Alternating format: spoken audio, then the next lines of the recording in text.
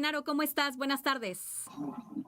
Con mucho gusto de saludarte como siempre y como todos los martes y jueves, querida Bianca, a ti y a toda la octava. Y justo, mira, me encanta que hayas empezado con ese fragmento un poco para contextualizar a este hombre que falleció lamentablemente esta semana. Siempre hay que lamentar, por supuesto, cualquier muerte, y más cuando se trata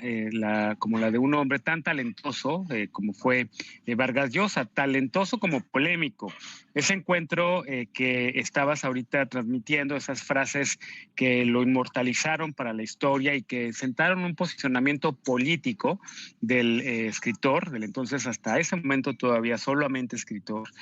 se dio en un momento en el que la revista Vuelta, que era dirigida por Octavio Paz, llamó a una reflexión del pensamiento intelectual en América Latina, justo bajo el contexto de la reciente caída del muro de Berlín, que como sabemos es el que fragmenta la historia del siglo XX, digamos, entre el antes de la Guerra Fría y después de la Guerra Fría. Ese era un coloquio, un encuentro entre estos intelectuales, Octavio Paz, Vargas Llosa, entre otros, en donde Mario Vargas Llosa justo dice esto, pero lo dice en un momento en el cual también ya el pensamiento tenía esta conexión con los medios de comunicación, porque era un encuentro televisado en tiempo real por Televisa, en este encuentro que se llamaba La Experiencia de la Libertad. Y si uno ve el video, ves a Octavio Paz sintiéndose un poco incómodo por esa cercanía que también tuvo el otro Nobel de literatura con el poder, y que en ese momento, pues Vargas Llosa, haciendo esta crítica mordaz en su momento al régimen del PRI, a esa falta de libertades, a lo que él llamó esa dictadura perfecta, pues sí hizo que Octavio Paz hiciera una mueca, digamos, como de, ay, compadre, me estás metiendo en un problema. La verdad, dicho sea de paso, Vargas Llosa y su pensamiento político es lo que tal vez ha desprestigiado o lo que terminó de cierta manera haciendo que este magnífico personaje literario pasara hacia las siguientes generaciones como un personaje incómodo no por su crítica al PRI, que a ese autoritarismo, eso se le agradece, sino por su de repente vuelta y giro hacia la derecha. Vargas Llosa, primero empezó por esa parte política y polémica, fue un hombre que de repente decidió que quería tener un compromiso político más fuerte, es parte, digamos, de esta generación de intelectuales del boom latinoamericano, donde está Gabriel García Márquez, el mismo Vargas Llosa, Carlos Fuentes, entre otros, y pues básicamente Vargas Llosa de repente en 1990 decide que la notoriedad que ya tenía en ese momento tenía que ser activada de manera política y competir por la presidencia contra Alberto Fujimori, a quien él veía pues como una amenaza de retrocesos o de no consolidación más bien en ese momento de la democracia peruana.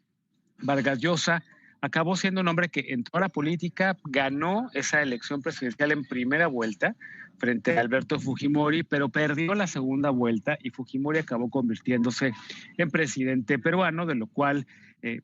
Vargas Llosa queda bastante lastimado en su ego y medio se retira de la política hasta que de repente empieza a abrazar a estas figuras de la derecha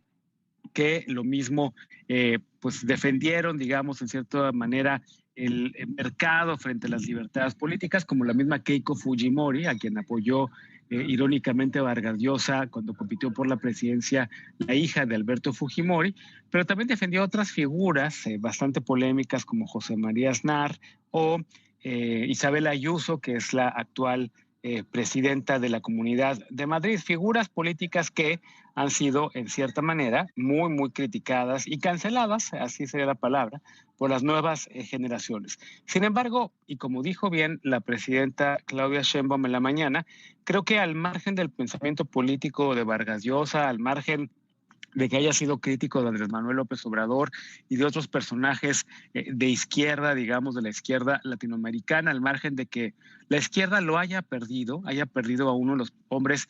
más interesantes que han existido en América Latina. La verdad es que las obras de Vargas Llosa, las obras literarias, merecen ser releídas y estudiadas por las siguientes generaciones y por cualquier persona que no lo haya leído. Yo, la verdad, a mí uno de los libros que más me hizo lector, sobre todo cuando era muy joven, pues sí fue La ciudad y los perros, una novela que básicamente es de las novelas que hacen esta generación del boom latinoamericano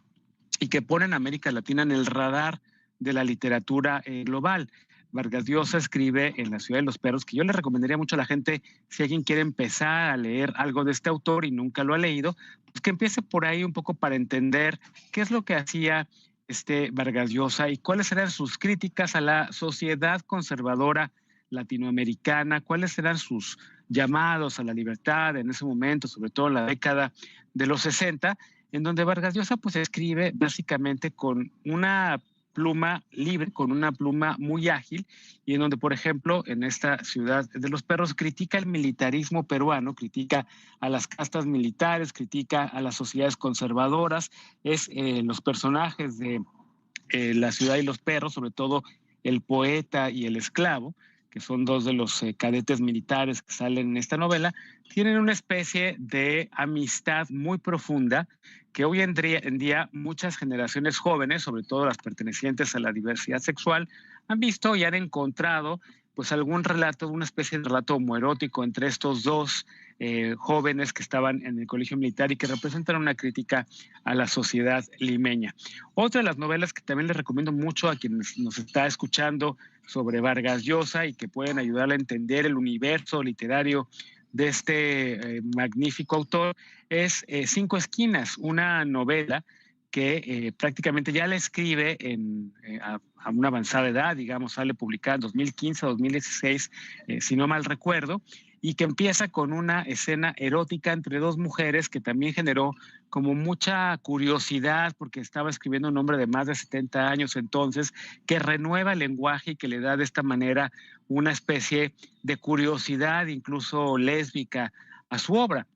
En esta obra de Cinco Esquinas, pues básicamente retoma muchos de esos temas que a lo largo de su vida escribió, sobre todo la vida en Lima, en esta capital peruana, y en ella, pues básicamente habla sobre dos mujeres, Marisa y Chabela, que tienen una amistad entrañable, que una de ellas está casada con un empresario que es minero y que de repente se juega, digamos, en esta novela un poco de la vida también y de los problemas que persiguieron a Vargas Llosa a lo largo de su historia. La prensa amarilla que se obsesionó con su vida amorosa, con su relación con Isabel Presley, con su vida en Madrid y demás, la prensa del corazón, que aparece también en esta novela, y la intersección con la política. Se fue un grande literario, yo lo quiero recordar siempre de esa manera, uno de los escritores que más logró poner, como te decía, a América Latina en el radar, uno de los escritores que tuvo también una relación muy conflictiva con otro premio Nobel de América Latina, con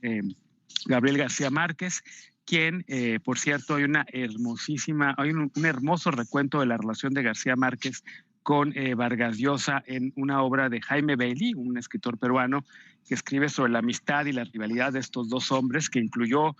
un ojo morado para el Gabo que le propinó Vargas Llosa en un cine por celos por su esposa. Esta relación tan conflictiva está retratada en ese libro de Jaime Bailey, pero Vargas Llosa se fue y digamos con él tal vez quizás, como ha descrito y ha dicho Consuelo Sáizar, que es una experta en el tema de Vargas Llosa y de García Márquez. Con Vargas Llosa se fue quizás el fin del boom latinoamericano, el precursor y también el último gran escritor de esa generación de talentosos escritores latinoamericanos, querida Bianca. Y para seguir conservándola, para seguir rescatándola, no hay que dejar de leer a Mario Vargas Llosa. Muchísimas gracias, como siempre, querido Genaro Lozano. Un abrazo muy fuerte a ti. Ahí hablamos el jueves y perdón que no haya video, pero aquí en medio de la hermosísima selva mexicana no hay. Es genial. No te preocupes. Te mandamos un fuerte abrazo y disfruta mucho, querido Genaro. Otra tía, hasta luego.